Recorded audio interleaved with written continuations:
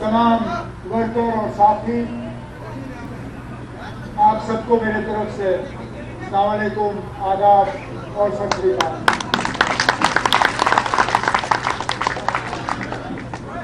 आज बड़ी मुद्दत के बाद दोबारा जम्मू आने का मौका हासिल हुआ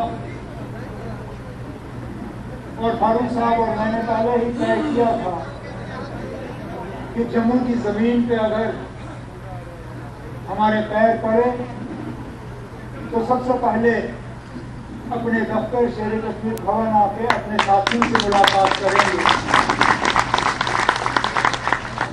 क्योंकि इन साथियों से हमें दूर रखने की बड़ी कोशिश की, चाहे गिरफ्तारियों के जरिए, चाहे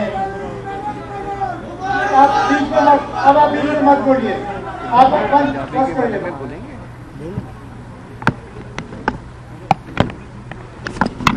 साजिशों के जरिए, झूठे बयानों के जरिए कई सारे ऐसे तरीके इस्तेमाल किए जिससे कि ये तासुर देने की कोशिश की गई कि जम्मू कश्मीर, जैसे नरेंद्र ने कहा, जम्मू कश्मीर नेशनल कॉन्फ्रेंस अब खत्म हो चुकी है।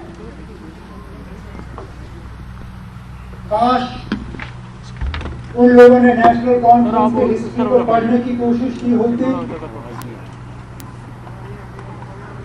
पीछे मुड़ के देखने की कोशिश की होती, तो उन्होंने शायद ये देखा होगा कि नेशनल कॉन्फ्रेंस का अंतिम संस्कार करने वाले तो बहुत निकले, लेकिन वो कभी अपनी मिशन में कामयाब नहीं हुए। मैं किन किन सालों का जिक्र करूं, चाहे 53 हो, 84 हो, 89, 90 हो, 2002 हो, बीच में भी कई ऐसे मौके आए जब हमारे मुखालफों ने यह कहा कि बस अब ये मिट गया, अब ये उठ नहीं पाएंगे। लेकिन अल्लाह ताला का करना, उनमें से कई सारे जो हमें मिटाने निकले थे खुद बच नहीं पाए, लेकिन नेशनल कॉन्फ्रेंस आज अपनी जगह खड़ी है। आज ये छोटा सा प्रोग्राम हमारे दफ्तर में उन लोगों के लिए भी एक पैगाम है जिन्होंने मुल्क भर में ये झूठी कहानी रचाने की कोशिश की कि नेशनल कॉन्फ्रेंस वाले अगर जिंदा हैं भी तो वादी के चंद इलाकों में, वादी के बाहर इनका वजूद मिट गया है, वादी के बाहर के लोगों के लिए ये बात नहीं करते। अक्सर बेशतर कुछ चैनलों के जरिए, कुछ अखबारों के जरिए, कुछ एजेंसियों के जरिए नेशनल कॉन्फ्रेंस के बारे में ये तासुर, ये तो कश्मीर बेस्ड पार्टी, हमारे जड़ कश्मीर में है, मजबूत है, लेकिन क्या आपको दिखता नहीं है कि इतनी ही मजबूती से हमारे जड़ जो है जम्मू में है, करगिल में है, लद्दाख में है।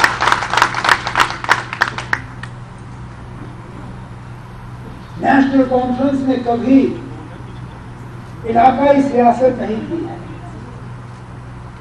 हमने कभी एक इलाके को दूसरे इलाके से लड़वाने की कोशिश नहीं की। हमने कभी मजहबी सियासत नहीं की। हमने कभी एक मजहब को दूसरे मजहब से लड़ाने की कोशिश नहीं की। हमने कभी बरादरी की सियासत नहीं की, जात की सियासत नहीं की। हमने कभी किसी एक जात को दूसरी जात से लड़वाने की कोशिश नहीं की। नेशनल कॉन्फ्रेंस ने हमेशा कहा है कि हमें जो नारा विरासत में शेर कश्मीर शेख मोहम्मद अब्दुल्ला ने दिया है, हम उसी को लेके चलते हैं। शेर कश्मीर का क्या इरशाद, हिंदू मुस्लिम सिख इत्तेहाद।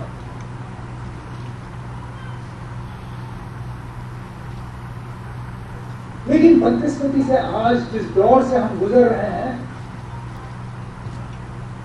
सच और झूठ की एक बहुत बड़ी लड़ाई लड़ी जा रही है, क्योंकि झूठ बोलना कुछ लोगों के लिए बहुत ही ज्यादा आसान हो गया है।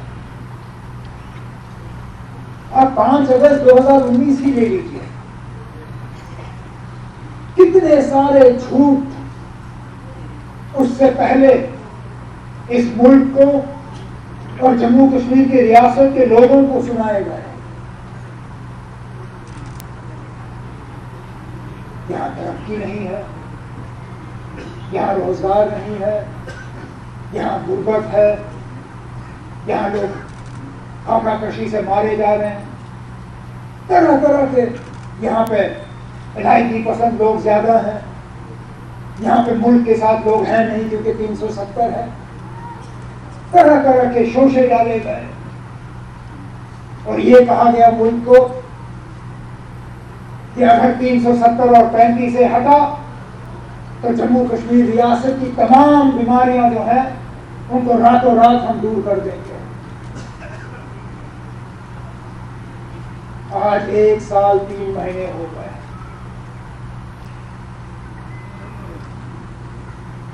कौन सी बीमारी का इलाज हमारे सामने है?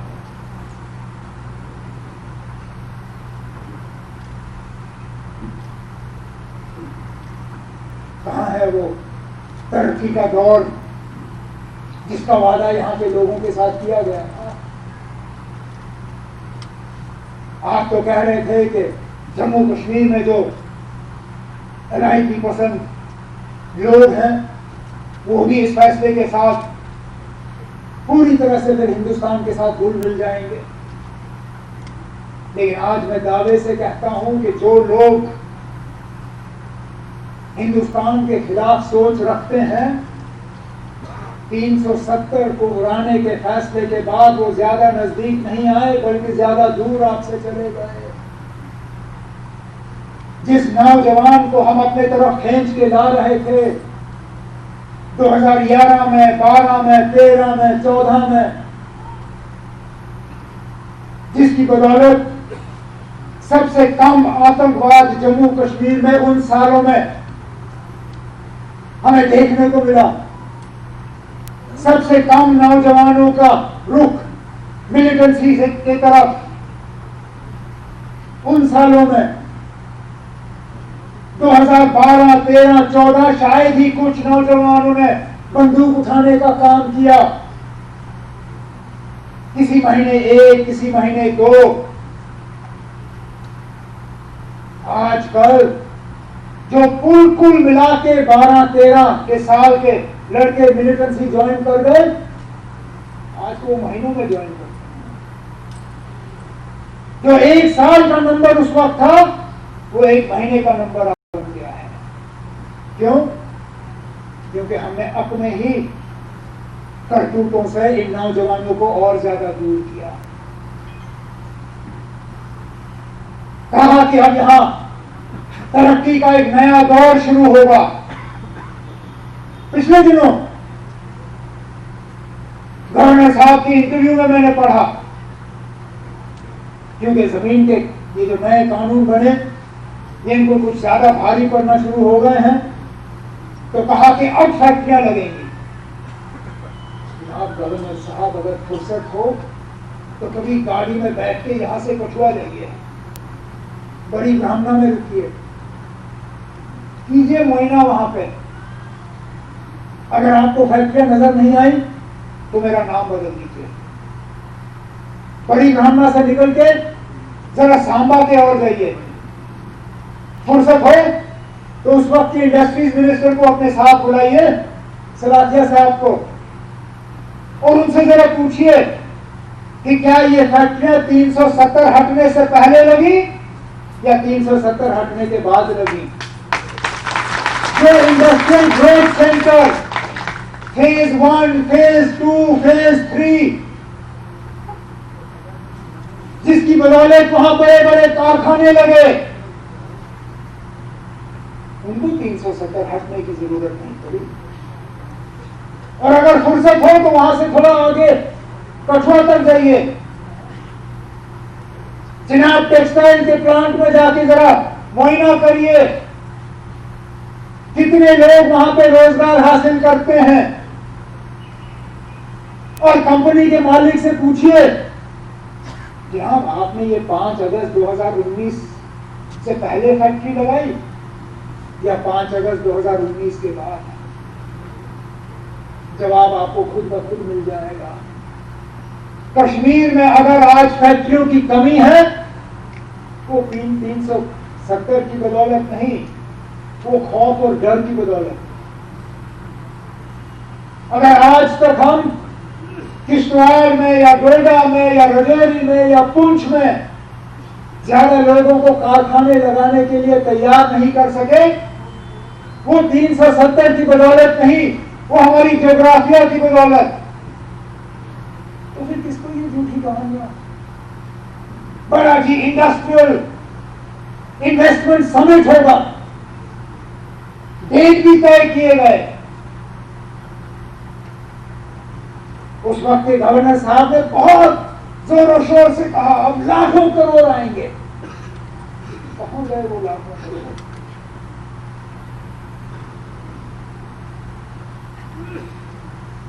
कौन सा नया दौर यहां शुरू हुआ? मुझे तो कहीं तरक्की नजर नहीं आती। जिन प्रोजेक्ट्स को आपने आज रिबन काटे, उनकी शुरुआत या तो मेरी हुकूमत में हुए होंगे या हमारी हुकूमत के बाद मुफ्ती साहब और महबूबा मुफ्ती की हुकूमत में हुए। आप कुछ नया दिखाइए ना। 1 साल 3 महीने बहुत होते हैं। पूछिए गुलाम नबी आजाद साहब से, जिन्होंने एक डेढ़ साल में बड़ी बड़ी बिल्डिंगें खड़ी की, चाहे वो म्यूजियम हो, चाहे हज हाउस हो, चाहे और जम्मू में भी काफी सारी चीजें बनी। 1 साल 3 महीने बहुत होता है शुरुआत करने के लिए। तो बताएं ना, कहां हुई शुरुआत, क्या किया आपने? इसलिए हम बार बार 5 अगस्त 2019 से पहले कहते थे इस झांसे में मत आइए कि 370 और 35A का हटना जम्मू कश्मीर के लिए फायदेमंद साबित होगा। सबसे बड़ा नुकसानदेह अगर फैसला जम्मू कश्मीर के लिए लिया गया है, वो 5 अगस्त 2019 का फैसला था। आज हम अपनी जमीनों पे भी सही तरीके से सलामत नहीं है। और हम बार बार उस वक्त कहते थे कि जम्मू के लोगों होशियार रहो, कश्मीर तक पहुंचने के लिए जम्मू से गुजरना पड़ता है। कश्मीर की जमीनें जब वो खरीदने आएंगे तो आएंगे, लेकिन उससे पहले वो जम्मू की जमीनें खरीदते हुए यहां से निकल जाएंगे। और ये हकीकत है, ये सच्चाई है। तभी तो ये बीजेपी वाले अपने फोन बंद करके बैठे रखते हैं, क्योंकि इनके पास जवाब नहीं।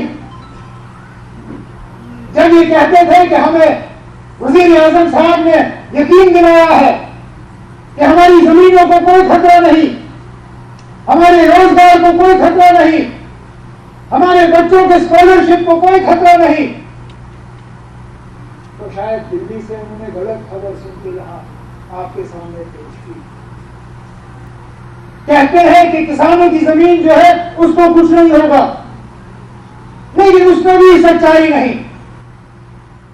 साफ तौर पर उस ऑर्डर में लिखा है कि एक मामूली से सरकारी ऑर्डर और दस्तखत के तहत एग्रीकल्चरल जमीन को नॉन एग्रीकल्चरल जमीन में तब्दील करके बेचा जा सकता है।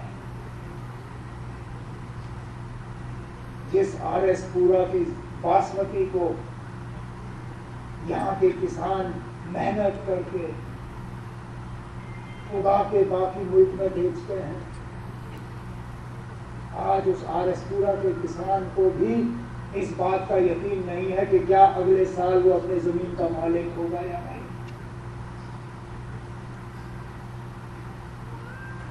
तो फिर जमीन हमारी नहीं, नौकरियां हमारी नहीं, स्कॉलरशिप हमारे नहीं। और अजीब बात ये कि बाकी रियासतों में यही बीजेपी वाले अलग अंदाज में बात करते हैं। हरियाणा की हुकूमत ने कल ही कहा कि 75% नौकरियां हरियाणा के लोगों के लिए रखी जाएंगी। अरे वाह, आपके लिए वहां एक कानून, और जब हम अपनी नौकरियां अपने लिए बचा के रखते थे, आप कहते थे तुम लोग देशद्रोही हो, तुम लोगों को अलग निजाम चाहिए, हम ये निजाम होने नहीं देंगे, एक मुल्क में अलग अलग सिस्टम हो नहीं सकते। अरे भाई, अगर हो नहीं सकते तो फिर ठीक है, मेरे जम्मू के रहने वाले हरियाणा जाके बिना किसी रुकावट के वहां जमीन खरीदे, नौकरियां लें, मैं भी देखूं, वो आप होने नहीं दोगे। हिमाचल में आप हमें जमीन खरीदने नहीं दोगे, नौकरी तो दूर की बात। मैं किन किन रियासतों का नाम लूं जहां हिंदुस्तान के आईन के तहत वहां जमीन खरीदी जा सकती, ना वहां पे रोजगार हासिल किया जा सकता है, लेकिन सिर्फ जम्मू कश्मीर का कानून उनको बनता है, क्योंकि जम्मू कश्मीर के लोगों ने यहाँ पे उनको इख्तियार नहीं दिया। यहाँ के लोगों से बदला लिया गया, क्योंकि 2014 में यहाँ के लोगों ने मिशन 45 उनका कामयाब नहीं किया, बस जिद निकाली गई, बदला लिया गया। कोई भी बाशिंदा इस रियासत का इस फैसले के साथ नहीं है। कुछ खुलेआम अपनी नाराजगी का इजहार करते हैं और कुछ कभी अल्फाजों में, क्योंकि बाकी बीजेपी वाले कुछ करें ना करें, एक चीज में उनका कोई मुकाबला नहीं है, और वो है प्रोपेगेंडा। प्रोपेगेंडा में बीजेपी का कोई मुकाबला नहीं है। शायद इससे पहले अगर मुकाबला था तो हिटलर की हुकूमत में, उसके बाद शायद ही कोई हुकूमत ऐसी आई होगी जिसने प्रोपेगेंडा का इतना इस्तेमाल किया हो। जैसे ही कोई 370 की बात करे, इनका मशीन चालू हो जाता है, कुछ अपने सोशल मीडिया के जरिए, कुछ व्हाट्सएप के जरिए, और कुछ इनके चाहे हुए चैनलों के जरिए। देखो जी, 370 की बात हो गई, ये पाकिस्तान की बात कर रहा है। अरे भाई, 370 का जिक्र पाकिस्तान के आईन में नहीं हुआ था। 370 का जिक्र अगर हुआ था तो हिंदुस्तान की आईन में हुआ था। तो 370 की बात करना पाकिस्तान की बात कहां से हुई? 35A का जिक्र किसी और मुल्क के आईन में नहीं था, इस मुल्क के आईन में। तो 35A का जिक्र करना मुल्क के खिलाफ बात करना कैसे हुआ? अरे ये तो बुनियाद थी जम्मू कश्मीर की हिंदुस्तान के साथ मिलने की। अगर ये बुनियाद नहीं डाली गई होती, ये ढांचा बनता ही नहीं। लेकिन यहाँ खासकर जम्मू के लोगों को डराने के लिए कि तुम लोग अगर 370 की बात करोगे तो हम सीधा आपको एंटी नेशनल करार देंगे, तो तभी अल्फाजों में कहते हैं हम आपके साथ हैं लेकिन बाहर आके कर नहीं सकते। बहुत से ऐसे दोस्त हैं जो वक्तन फवक्तन मैसेज और फोन करते हैं और कहते हैं अब हम जम्मू के हैं, हम आपके साथ हैं, हम नहीं चाहते हैं कि 370 या 35A हटे, हम नहीं चाहते हैं कि रियासत का बंटवारा हो, हम नहीं चाहते हैं कि यहाँ यूनियन टेरिटरी हो। लेकिन हम शायद खुलेआम आज के दिन में इस बात का जिक्र कर नहीं सकते। कोई बात नहीं, हम हैं आपकी बात करने के लिए। कोई आपसे नहीं कहता कि आप सड़कों को उतर के निकल के अपनी बात करिए। आपने कभी अल्फाजों में ही अपनी बात हम तक पहुंचा दी, उतना हमारे लिए काफी है। बाकी हम आपकी आवाज लेके आगे निकल जाएंगे, क्योंकि ये जो लड़ाई हम लड़ रहे हैं, ये किसी एक इलाके की लड़ाई नहीं है, किसी एक मजहब की लड़ाई नहीं है, किसी एक फिरके की लड़ाई नहीं है, और किसी एक खानदान की लड़ाई नहीं है। जिस चीज को हम हासिल करने की कोशिश कर रहे हैं, जिस चीज को हम बचाने की कोशिश कर रहे हैं, वो हमारा वजूद, हमारी पहचान है, हमारा मुस्तकबिल है। ये ना बचा तो कुछ नहीं बचेगा। अगर कल को हमारे पास अपने बच्चों को देने के लिए जमीन का छोटा सा टुकड़ा नहीं रहा तो हम अपने बच्चों को क्या देंगे? माँ बाप मेहनत करके जहां एक मंजिल बनाने की उनकी हिम्मत होती है, वो बुनियाद 2 मंजिल के मकान की डालते हैं, ये सोचते हुए कि जब मरने के वक्त मैं ये मकान अपने बच्चों के हवाले करूं तो एक अच्छा अलीशान मकान मैं उनके नाम पे छोड़ दूंगा। आज इन कानून के बदलने के बाद माँ बाप को ये भी यकीन नहीं रहा कि वाकई इनके पास कुछ होगा कल अपने बच्चों को, अपने बच्चियों को देने के लिए। तो ये लड़ाई जो हम लड़ रहे हैं, ये एक तंजीम की लड़ाई नहीं है, ये एक इलाके की लड़ाई नहीं है, ये मजहब की लड़ाई नहीं है, ये हम सब की लड़ाई है। इसमें कुछ खुलेआम हमारा साथ देंगे, कुछ पीछे से हमारी ताकत बनके हमारी मदद करेंगे, लेकिन इस लड़ाई में हम पीछे हटने वाले लोग नहीं हैं और इंशाअल्लाह इस लड़ाई में हम कामयाबी हासिल करके ही दम तोड़ेंगे। आज आप तमाम साथियों ने, जैसे मैंने शुरू में कहा, एक बहुत ही बड़ा कारनामा किया है।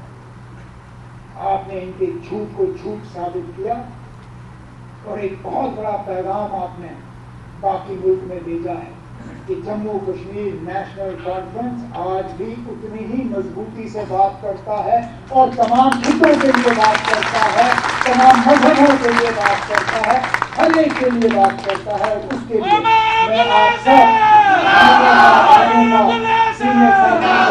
तहे दिल शुक्रगुजार हूँ। अब रविंद्र राणा साहब की तरफ से मैं फारूक साहब से गुजारिश करूंगा कि वो आपसे बता। नमस्कार, मैं हूं मानक गुप्ता। अगर आपको हमारा ये वीडियो पसंद आया हो तो इसे लाइक और शेयर जरूर करें और हाँ, हमें सब्सक्राइब और फॉलो करना ना भूलें ताकि आप देश और दुनिया की कोई खबर मिस ना करें। तो जुड़े रहिए हमारे साथ और देखते रहिए न्यूज़ 24।